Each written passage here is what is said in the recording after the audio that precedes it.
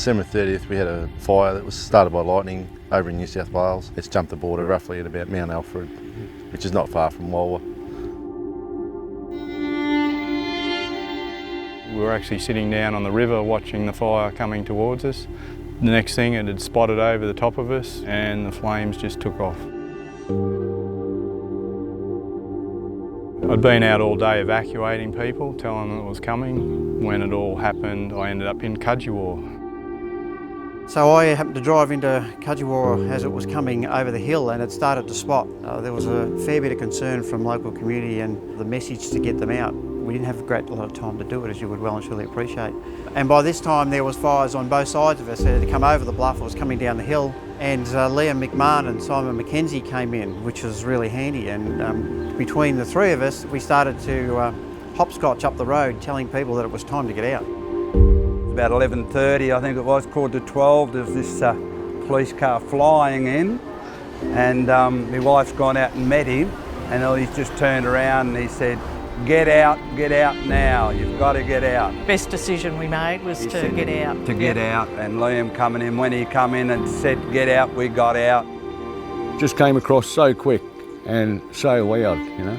It was like a freight train. By that time it would have been around midnight, 12:30. Liam dropped in, the police officer, and he said to us, get out now, it's not safe to stay here. So we jumped in one car and headed to Tallangata. The fire was right on their doorstep and it was a beast. It was hitting the area and you just don't know where it's going to go. You'd look at one house and it's standing and the next house it's burnt to the ground, and the whole thing is to keep people safe, and that's the number one.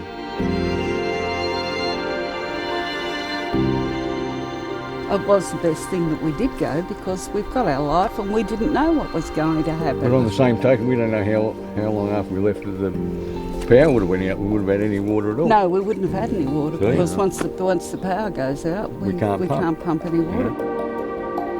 The community does expect you to step up, and that's pretty much what we had to do. And the emergency management role that I play in Victoria Police, and I think linking in with all your stakeholders, it all comes together on times like this, and hopefully we have got it right this time.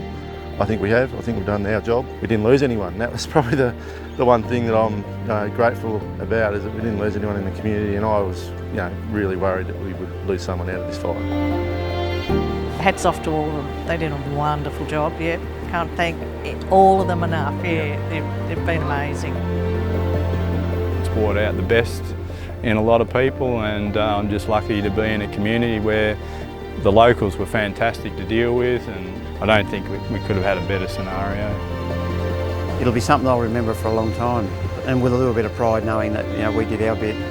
When you look at Liam and Simon, who were there with me, fantastic job to try and help the community and get them out, and the community's probably better off for what we did do on that night. And whilst the community's a bit burnt, people are alive, people are well, and they are starting to try and return to what is normal, or the new normal. And the great thing for us all is that we're keeping people safe.